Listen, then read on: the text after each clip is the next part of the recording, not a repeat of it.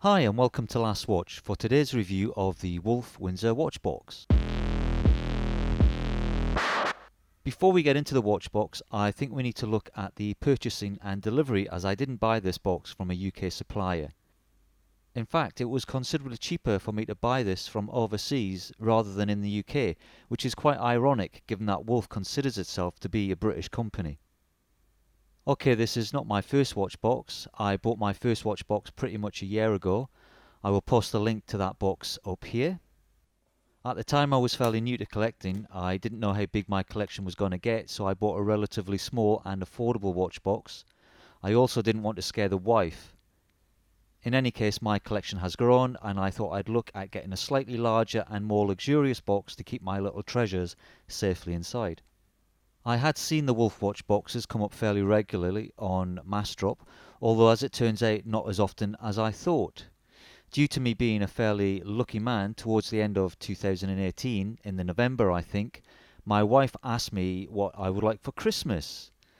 I suggested a watch box. I waited quite patiently for them to drop on Massdrop, and Christmas came and went, without a drop unfortunately. Then in February, Wolf popped up on Massdrop, albeit one of their more affordable basic colour models. I stood firm, and in March they dropped the Wolf Windsor Watchbox. I should add that I've bought through Massdrop before. Please feel free to check out my Massdrop experiment video here. In any case, I joined the drop and waited patiently for it to complete and the box to be shipped out to me. The box turned up in a considerably sized shipping box and, as you can see, survived its trip from New Jersey without any visible outer damage. Now, I filmed the unboxing because I was considering doing an unboxing video, but also I think it's good to show you, the purchaser, what to expect when you take delivery. It also, I guess, covers my ass if there's anything amiss with the item inside. You can see that inside the transit box, safely nestled between some bubble wrap, is a very nice looking black cardboard outer box with the Wolf logo embossed on it. As I was filming, opening the watch box wasn't the easiest job. It was a little stiff, but once I got inside the box, I found a small black sleeve containing a US warranty card, a leaflet with a brief history of the Wolf company, and a small key.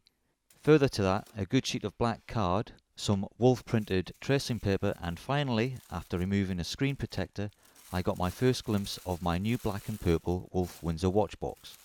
However, it's at this point that my heart sank as I immediately noticed a scratch on the right hand side of the display glass. Now you can clearly see from the unboxing that all the packaging was in excellent condition, which can only mean that the watchbox sustained its damage prior to being packed. This, I fear, is a quality control issue rather than damage in transit. I immediately contacted Massdrop explaining the damage and providing photographic evidence. Now, as it turns out, Massdrop's customer support states that it operates from Monday to Friday. Therefore, I was quite surprised to receive a reply on the Saturday afternoon. Their email was very businesslike. It didn't even use my name. It outlined their business model, stating that they couldn't send me a replacement and that there were two options open to me. Firstly, I could return the box for a full refund.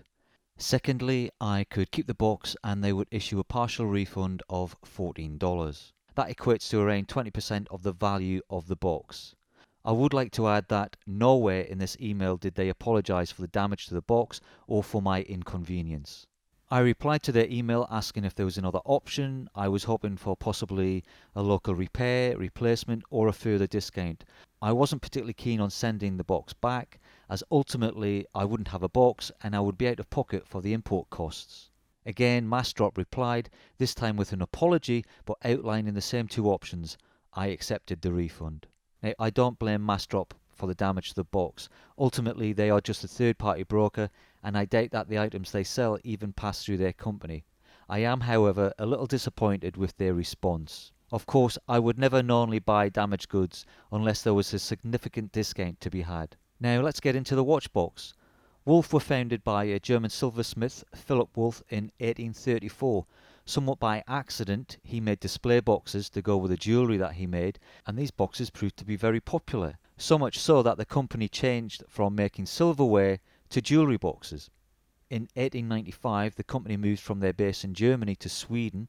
It was some 67 years later, in 1962, that they opened a factory in England. The company is still family owned, with Simon Wolf running the show since 1988. His biggest undertaking so far has been to branch out stateside and take on the American and Canadian markets. They consider themselves to be a British company, although a cursory glance at their website would indicate that most of their production now takes place in the Far East. This is by no means a disparaging statement, as most big companies outsource manufacturing to the Far East, Apple being one of the biggest.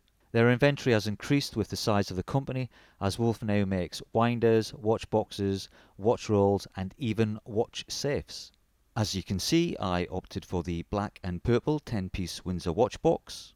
You can play safe and go for the all black, or you can go crazy and splash out for the brown and orange. In my younger days, purple was my colour, so I thought I'd be a bit more adventurous and go for this option. The box is also available in 5 and 15-piece options, and you can also purchase it with a jewellery tray for your little trinkets. The box is a good size. It has a length of 31.5 centimetres, approximately 12.5 inches.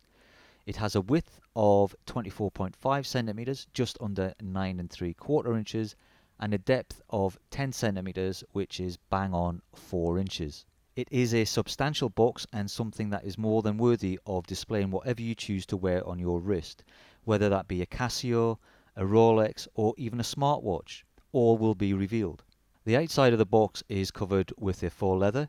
I can't find anything to suggest that this is real leather, but it does a pretty good job of passing for the real thing. The box isn't strictly a square or rectangle, as the corners have been cut so that the box has a hexagonal shape, which helps to give the box a bit more character and definition. It would have been very easy to give this box squared off corners, but this design choice gives the box more character and elegance. The leather, which I'm sure is glued to a wooden carcass, has been folded over on the top of the display lid, but on the side of the box this has been accented with some black stitching. The base of the box is covered with the same purple material as the interior of the box. We will come to that very soon.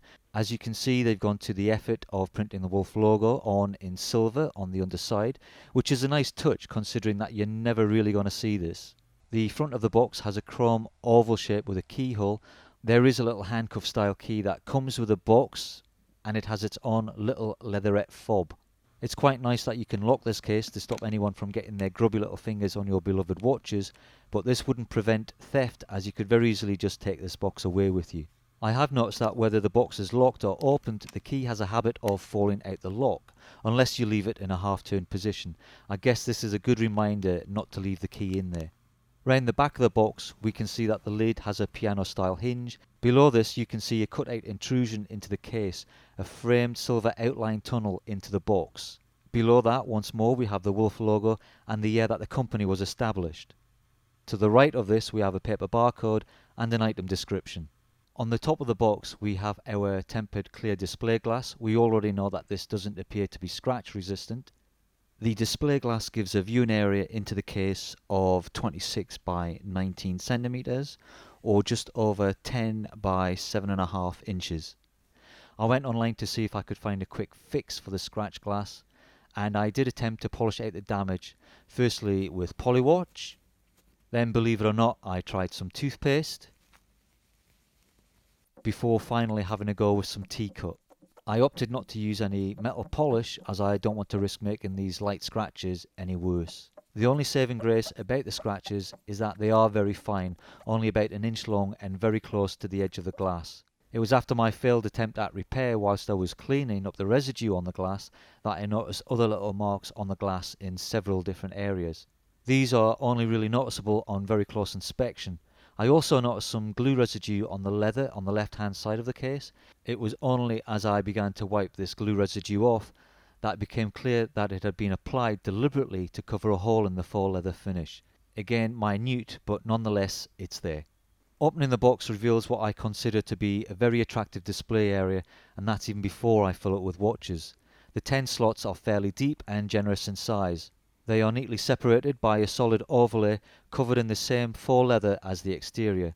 Now, part of the reason I bought this watch box is down to the fact that I have acquired some larger watches, and unfortunately there just isn't enough shoulder room in my current watch box. I wanted a display box that would allow some breathing space between the watches and prevent them from clashing. If my old watchbox was economy class, then this one is almost definitely business. The interior of the box measures 29 centimeters in length and 22 centimeters in width. There are 2 rows of 5 slots. Each of these slots are approximately 38 millimeters wide and 16 millimeters apart. The slot lengths are fairly long at somewhere between 82 to 83 millimeters, depending on the thickness of the leather framing each aperture. The outside border is around 15 millimeters, meaning you should be able to close the case without fear of catching any watches on the outskirts of your box. It also means that any watches on display won't be obscured by the framing of the lid when the box is closed, unless of course you have some gargantuan G-Shock or Panerai in your collection. The cushions, although finished well in this very vibrant purple silk-like material, are a little lightweight. They seem quite slim, coming in at around 40 millimeters wide and have a circumference of 18 centimeters or a little over 7 inches. This is, however, ideal as I have a 7-inch wrist, so my bracelet watches will fit quite snugly on these cushions. I think they could have splashed out more with the cushions, giving them a bit more substance and a little more girth. With the weight of a watch on the cushion, they tend to move around in their slots. This might be fixed by tightening the watch on the cushion and forcing it to expand sideways. Another cause for this movement might be the design of the base of the box. Each of the slots are draped with the same purple lining, but if you look closely you can see that the base isn't flat. The floor of each slot rises from bottom to top by around 20 degrees. This elevation helps to make the cushions and therefore the watches sit up proud within their slots. But as the slots are so long, the weight of the watch on the cushion tends to force the watch and the cushion down into the bottom of the slot. I'm thinking of adding some either extra padding or material into the bottom of the slot to prevent this slippage from happening. If I do so, then it shouldn't be visible with the cushions in place. I mentioned the tunnel through the watch box on the exterior. It seems fairly obvious that this is to allow charging cables for any smartwatches or fitness trackers that you might have in your collection.